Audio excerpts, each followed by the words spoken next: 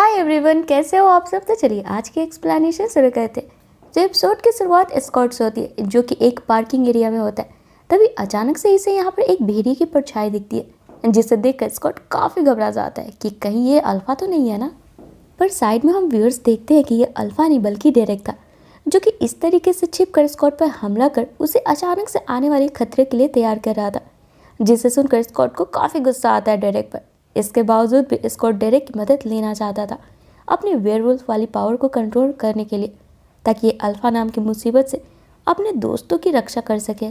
वहीं ट्रेनिंग के दौरान डेरेक स्कॉट की फ़ोन को भी तोड़ देता है, ये बोलते हुए कि फिलहाल स्कॉट को अपनी सिर्फ ट्रेनिंग पर ही कंसंट्रेट करना चाहिए और एटलीस्ट नेक्स्ट फुल मून की रात तक ये एलिसन से दूर ही रहे। जिस पर इस वक्त तो स्कॉट डेरेक की बातों को सुन लेता है और एलिसन से ना मिलने का प्रॉमिस भी करता है। पर इसके अगले ही क्षण बेचारा दिल से हारा स्कॉट सीधे एलिसन के घर ही पहुंच जाता है उससे मिलने के लिए। तभी यहाँ पर एलिसन के कमरे में इसकी बुआ केट आ जाती है, जिसे देखकर स्कॉट खिड़की से बाहर छिप जाता है, क्योंकि शाम को हुए कॉलेज वाले इशू के बाद इन दोनों के पेरेंट्स ने इन्हें आपस में मिलने से मना किया था। वहीं एलिसन केट को इस पर शक ना हो इसलिए अपनी हिस्ट्री के असाइनमेंट खोलकर बैठ जाती है, जिसे देखकर केट भी इसके असाइनमेंट में इंटरेस्ट दिखाते हुए इसकी मदद करते करते अचानक से वेयरवुल्फ से जुड़ी पुरानी इंसिडेंट के आर्टिकल दिखाने लगती है। जैसे मानो यहाँ पर केट अपने भाई के मना करने के बावजूद भी अपने वेयरवुल्फ हंटर फैमिली के बारे में एलिसन को कुछ हिंट देना चाह रही थी। अब ये सारी बातें स्कॉट भी खिड़की से बाहर सुन रहा होता है और काफ़ी रात होने की वजह से ये अपने घर जाने लगता है। तभी स्कॉट फील करता है कोई इसका पीछा कर रहा है। तब इस बार स्कॉट को लगता है ये पक्का डेरेक ही होगा जो कि वापस इसे डराने आया है। पर इस बार खुद अल्फा ही होता है, जिसे देखकर स्कॉट काफ़ी घबरा जाता है और डर के मारे अपनी कार में छिप जाता है। तब अल्फा इसे नुकसान पहुंचाने के बजाय बस इसे डराकर इसके कार के ऊपर सेम वही स्पाइरल आकार बनाता है जो कि उस मार्ट और लॉरेल की कब्र के ऊपर बना था, और फिर ये चला जाता है, जिसे देखकर स्कॉट काफ़ी डर सा जाता है और घर पहुंचकर ये अपने कमरे में छिप जाता है जहाँ पर डेरेक पहले से ही मौजूद था, जिसे देखकर स्कॉट अभी कुछ देर पहले अपने साथ हुए इंसिडेंट के बारे में बताते हुए उस स्पाइरल आकार के बारे में पूछता है कि आखिर इस आकार का मतलब क्या है। जवाब में डेरेक बस स्कॉट को इस आकार की सच्चाई से दूर रहने बोल यहाँ से चला जाता है। जिसकी अब अगली सुबह होते स्कॉट जब कॉलेज पहुँचता है, स्टाइल इससे नाराज होता है और स्कॉट की किसी भी बातों का जवाब नहीं दे रहा होता है, क्योंकि कल एलिसन के बर्थडे के चक्कर में स्कॉट ने अपना पूरा दिन फ़ोन ऑफ रखा था और स्टाइल से एक बार भी कांटेक्ट करना ज़रूरी नहीं समझा। जहाँ पर काफ़ी देर स्टाइल से माफ़ी मांगते हुए स्कॉट जैसे ही इसे बताता है कि ये डेरेक से ट्रेनिंग ले रहा है, स्टाइल से रहा नहीं जाता और ये अपना गुस्सा भूल कर स्कॉट के ट्रेनिंग के बारे में बातें करते हुए बोलता है कि चाहे कुछ भी हो लाइफ में, हर मोड़ पे ये स्टाइल स्कॉट का साथ देगा। जहाँ आगे स्टाइल स्कॉट को बताता है कि स्कॉट तभी ट्रांसफॉर्म करने लगता है जब इसे काफ़ी गुस्सा आता है या फिर जब ये एलिसन को देखकर उसके प्यार में खुद को भूल जाता है। डैट मीन्स कि फिलहाल तो डेरेक के कहे अनुसार एलिसन को अवॉइड करना चाहिए और दूसरा इसे गुस्से को कंट्रोल करना भी सीखना है, ताकि अगली फुल मून की रात स्कॉट खुद पर काबू रख सके। और यही बोलते हुए स्टाइल इसे प्लेग्राउंड में ले जाकर पहले तो स्कॉट के हाथों को टाइट बांध देता है और दूर से लैक्रोस वाली बॉल से इस पर निशाना लगाने लगता है ताकि स्कॉट अपने गुस्से पर काबू करना सीखे। जहाँ दूर से जैक्सन भी इसे देख रहा होता है और पहले तो जैक्सन को ये सब बस इन दोनों का पागलपन लगता है, पर काफ़ी देर तक इनकी हरकतों को लगातार देखकर जैक्सन भी अब सीरियस होकर गौर से इन्हें देखने लगता है। पर चूंकि ये स्कॉट और स्टाइल से काफ़ी दूर पर था, इसे इन दोनों की ना ही कन्वर्सेशन सुनाई दे रही थी, न ही स्कॉट का चेहरा इसे क्लियरली दिखाई दे रहा था। इधर बार बार बॉल लगने की वजह से स्कॉट गुस्सा में ट्रांसफॉर्म करने लगता है, पर किसी तरीके से खुद को कंट्रोल भी कर लेता है, जिसे देखकर स्कॉट और स्टाइल दोनों ही खुश हो जाते हैं कि स्कॉट जल्द ही चीज़ों पर काबू करना सीख पा रहा है। और फिर दोनों लॉकर रूम में फ्रेश होने जाते हैं। तब स्टाइल स्कॉट से बोल रहा होता है, गुस्सा तो तुम कंट्रोल करने लगे हो, पर तुम्हें एलिसन से कुछ दिनों के लिए इसी शिद्दत से दूर रहना चाहिए। तब इनकी बातों के बीच स्कॉट स्टाइल को बताता है कि इन्हें यहाँ से चलना चाहिए क्योंकि यहाँ पर अजीब सी बदबू आ रही है, जैसे कोई जानवर मरा हो।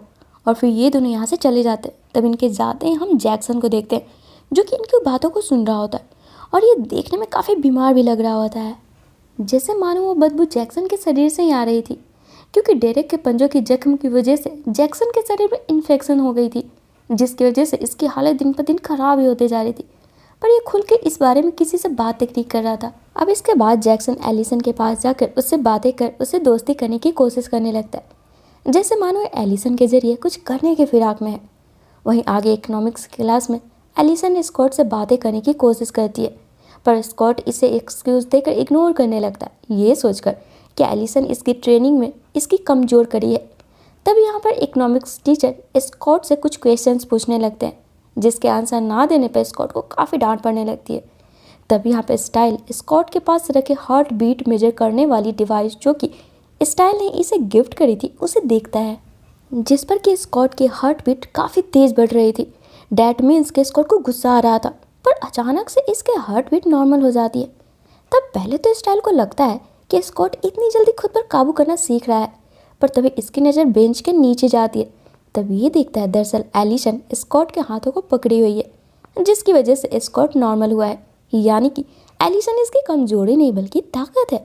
अब इस बात को और प्रैक्टिकली प्रूव करने के लिए स्टाइल एक प्लान बनाता है, जिसमें ये एक चाबी स्कॉट को पकड़ा देता है और स्टाइल के इशारा करने तक चुपचाप हुए चाबी पकड़ कर खड़ा रहने बोलकर, एलिसन के बारे में लगातार सोचते हुए रहने बोलकर खुद दूसरी ओर एक चाबी लेकर कॉलेज के एक लड़के के कार में स्क्रैच कर भाग जाता है। तब इस लड़कों को ऐसा लगता है कि ये काम स्कॉट का है, क्योंकि चाबी तो उसी के हाथ में थी। जिसके बाद ये लड़के स्कॉट की काफ़ी पिटाई करते हैं। तब स्टाइल के कहे अनुसार स्कॉट यहाँ पर अभी भी लगातार एलिसन के बारे में ही सोच रहा होता है, जिसके बाद इसके गुस्सा आने के बाद भी ये तुरंत ही खुद को कंट्रोल कर लेता है, जिसे देख स्टाइल को यकीन हो जाता है कि एलिसन से दूर रहने के स्कॉट की कोई ज़रूरत नहीं है। पर तभी यहाँ पर इनके केमिस्ट्री टीचर आ जाते हैं, जो स्टाइल और स्कॉट की इस हरकत पर इसे पनिशमेंट दे देता है, कॉलेज के बाद भी अपने साथ लैब में रहने बोलकर।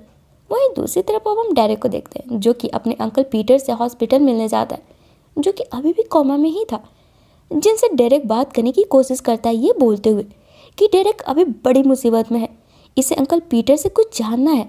अगर हो सके तो पीटर अपने फिंगर से इशारा करके डेरेक के सवालों का जवाब देने की कोशिश करे। पर जब पीटर डेरेक के किसी भी सवालों के जवाब पर कोई रिएक्शन नहीं देता है, डेरेक यहाँ पर फ्रस्ट्रेट होकर चिल्लाने लगता है। तब पीटर की नर्स आकर डेरेक को यहाँ से भगा देती है, जहाँ पर डेरेक जैसे ही अपने कार के पास आता है, इसे यहाँ पर एक पेपर मिलती है, जिसे लेकर डेरेक यहाँ से सीधे स्कॉट के बॉस डिटेन के पास उसके क्लिनिक में पहुँचता है और उसे अपने कार पर मिले पेज को दिखाता है, जिस पर एक मरा हुआ हिरन का तस्वीर था और उस पर भी स्पाइरल वाली आकार बनी हुई थी।